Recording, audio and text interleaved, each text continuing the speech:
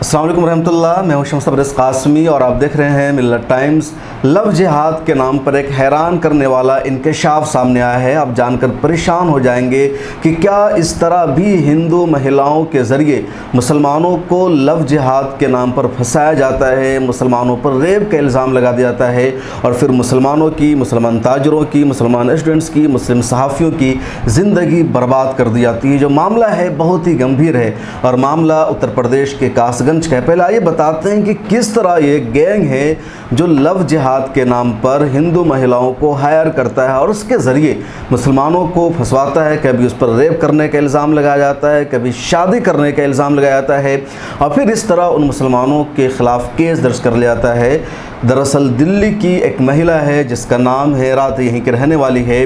वो पिछले 15 जुलाई को उत्तर प्रदेश के कासगंज जिला के गंज टिंडवारा में पहुंचती है और वहां जाकर के इल्ज़ाम लगाती है कि यहाँ का एक बंदा है प्रिंस कुरैशी, उसने फेसबुक पर सोशल मीडिया के ज़रिए मुझसे दोस्ती की और अपना नाम बताया, मानू गुप्ता। उसके बाद 16 जुलाई को महिला कासगंज के गंज टिंडवारा थाने में पहुंचती है और वहां एसएचओ के सामने अपना बयान दर्ज करवाती है कि प्रिंस कुरैशी ने मोनू गुप्ता नाम बताया और उसने मुझे दोस्ती के नाम पर कासगंज बुलाया यहाँ और मुझसे कहा कि तुम मेरी दोस्त हो, तुमसे शादी करेंगे। कई तरह के उसने झांसे दिए और उसके बाद उसने मुझे एक तरह से कोल्ड ड्रिंक में नशा वाली चीज़ पिला दी जिससे मुझे नशा हो गया और नशा में आ जाने के बाद मुझे बेहोश कर देने के बाद उसने मेरे साथ रेप किया, मेरी इज़्ज़त के साथ खिलवाड़ किया। थाना में उसके ख़िलाफ़ यानी प्रिंस कुरैशी के ख़िलाफ़ उस महिला की बात को बुनियाद बना करके केस भी दर्ज कर लिया गया। 376 यानी रेप की दफ़ा लगा दी गई। उसके अलावा कई सारी दफ़ात के तहत केस दर्ज कर लिया गया। उसके बाद 19 जुलाई को दोबारा महिला को बुलाया गया और मजिस्ट्रेट ने कहा, पुलिस ने कहा कि आपकी छानबीन की जा रही है कि आपने जो बयान दिया है वो सच है नहीं है और आपका मेडिकल कराया जाएगा और मेडिकल में अगर ये बात झूठ साबित हुई जिसका आपने दावा किया है कि प्रिंस कुरैशी ने आपके साथ रेप किया है तो आपको ही उल्टे जेल भेजा जाएगा। जब पुलिस के ज़रिए इस महिला यानी राधा नाम की महिला को यह कहा गया कि आपका मेडिकल कराया जाएगा और मेडिकल में ये बात सामने आ गई कि आपका बयान झूठ पर मबनी है, आपके साथ रेप नहीं हुआ है तो आपको ही जेल भेजा जाएगा, तब उस महिला ने सच्चाई का एतराफ़ किया और कहा कि मैंने जो कुछ कहा प्रिंस कुरैशी के नाम पर ये सब झूठ है, उसने मेरे साथ कोई रेप नहीं किया। दरअसल मुझे दिल्ली से यहाँ हायर करके बुलाया गया था और दो लोग हैं जिन्होंने मुझे हायर किया था। उन दो लोगों का नाम है, एक है अशोक सोलंकी और दूसरा है अमन चौहान। इन दो लोगों ने यानी अशोक सोलंकी और अमन चौहान ने मुझे हायर किया, मुझे इस बात के लिए पैसे दिए कि प्रिंस कुरैशी और इसके अलावा बहुत सारे मुस्लिम ताजरों से तुम्हें दोस्ती करनी है, उनके साथ दोस्ती का झांसा देना है और फिर उसके बाद उनके बारे में कोर्ट में जाकर के इल्ज़ाम लगाना है, किसी के बारे में ये आरोप लगाना है कि उसने मेरे साथ इस तरह रेप किया, नशा की दवा पिला करके या मेरे साथ गलत तरीके से बुला करके मेरा रेप किया। किसी पर ये इल्ज़ाम लगाना है कि उसने मेरे साथ शादी करने की कोशिश की, शादी का झांसा दिया और जब यहाँ आई तो शादी करने से उसने इनकार कर दिया, मेरे साथ रेप किया। तो इस तरह लव जिहाद के मामले को लेकर के इन सब की ज़िंदगी को बर्बाद करनी, इन सब के ख़िलाफ़ केस दर्ज कराना है और ज़्यादा से ज़्यादा मुस्लिम ताजरों को लव जिहाद के केस में फंसाना है, रेप के केस में फंसाना। इसलिए अशोक चौहनकी और अमन चौहान ने मुझे हायर किया है और इसी मकसद के लिए मैंने इनके कहने पर ये सब किया था। जब कोर्ट में ये बात सामने आई तो उसके बाद कोर्ट ने इन दोनों यानी अशोक सोलंकी और अमन चौहान को बुलाया। पुलिस ने इनको गिरफ्तार करके पेश किया कोर्ट में, फिर कोर्ट ने इनको ज़मानत पर रिहा कर दिया। पुलिस ने कहा है कि जल्द ही इनके बारे में चार्जशीट दाखिल की जाएगी।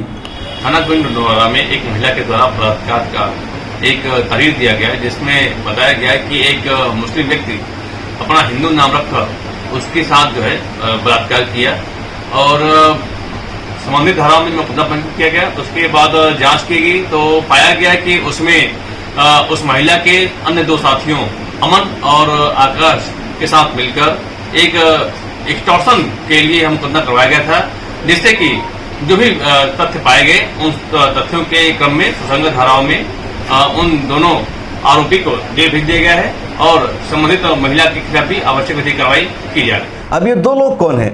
अशोक चौहान, अशोक सोलंकी और अमन चौहान। अमन चौहान ये कासगंज में बीजेपी के युवा यानी यूथ विंग का नायब ज़िला सदर है। हालांकि मामला सामने आने के बाद जो कासगंज के ज़िला सदर है उन्होंने इनकार कर दिया और कहा कि वो पहले पार्टी में था, अब बीजेपी ने अपनी पार्टी से उसको निकाल दिया है। लेकिन फेसबुक प्रोफाइल में अमन चौहान ने अपने बारे में यही दावा कर रखा है कि बीजेपी कासगंज की यूथ विंग का नायब सदर है। अशोक सोलंकी कौन है, इसके बारे में बीजेपी के सदर ने इनकार किया और कहा हम उसको नहीं जानते, ये कौन है, इसका हमारे साथ कोई ताल्लुक नहीं है।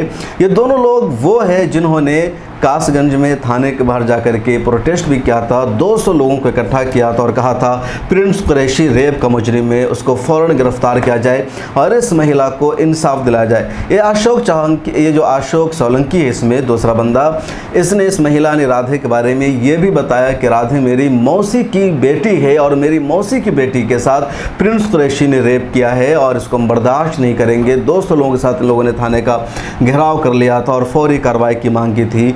लेकिन पुलिस ने जब इस मामले की छानबीन की, सच्चाई जानने की कोशिश की, तो हकीकत बात ये सामने आई कि रेप का कोई मामला नहीं है और लव जिहाद के नाम पर प्रिंस कुरैशी को फंसाने की साजिश की गई थी। ये पूरी मनगढ़ंत कहानी है जिसे राधा ने पेश किया था और राधा को हायर किया गया था कि तुम्हें प्रिंस कुरैशी को और उसके बाद कई लोगों को फंसाना है। लेकिन भला हो कि एसपी ने ईमानदारी से काम लिया और उन्होंने साफ तौर पर कहा कि महिला का बयान झूठ पर मबनी था। मुझे लग गया था महिला ने जिस तरह से कहानी बयान बताई थी कि वो दिल्ली में रहती है और उसकी दोस्ती कासगंज के प्रिंस कुरैशी से, उसने मोनू गुप्ता नाम बताया और दोस्ती के नाम पर बुलाया और यहाँ बुला करके उसने सीधे उसके साथ रेप कर दिया। तो उसको लग गया था कि कहानी मनगढ़ंत फर्जी है और तभी इस मामले की जांच शुरू हुई और इस जांच में महिला ने थाने में ही एतराफ़ कर लिया और मजिस्ट्रेट के सामने भी एतराफ़ किया कि उसने झूठ बोला था और उसको हायर किया गया था ताकि वो इन लोगों को फंसा सके। ये महिला 15 जुलाई को एक होटल में ठहरी थी। कहा जाता है कि असल राजस्थान की रहने वाली है, दिल्ली में रहती है। तो ये पूरी रिपोर्ट है। अब देखिए इतना बड़ा खुलासा हुआ, एक इंकशाफ हुआ कि किस तरह लव जिहाद के नाम पर मुसलमानों को फंसाया जा रहा है। और ये कोई पहला वाक़या नहीं, ऐसे कई सारे वाक़े पहले भी सामने आ चुके हैं कि जहां जानबूझकर मुसलमानों पर, मुस्लिम ताजरों पर लव जिहाद करने का या रेप करने का आरोप लगा दिया जाता है और फिर फौरी तौर पर उन्हें गिरफ्तार करके जेल भेज दिया जाता है। बाद में जाँच होती है और इसी जाँच में महिला पकड़ी गई है। ये रिपोर्ट जनसत्ता ने भी की है, कई सारे मीडिया हाउसेज ने की है। ये अलग बात है कि देश के टीवी चैनलों पर और मेन स्ट्रीम मीडिया में इस रिपोर्ट का चर्चा नहीं है कि इतनी बड़ी साजिश रची जा रही है भाजपा नेता के जरिए मुसलमानों को बदनाम करने की। इस रिपोर्ट के बारे में आपकी क्या राय है कमेंट सेक्शन में ज़रूर लिखिए। आपसे रिक्वेस्ट है कि मिलर टाइम्स को फाइनेंशियली सपोर्ट कीजिए। डिस्क्रिप्शन में लिंक मौजूद है और मिलर टाइम्स के मोबाइल ऐप को भी ज़रूर डाउनलोड कीजिए। मिलर टाइम्स को आपकी ज़रूरत है, हमारी आप माली मदद करें।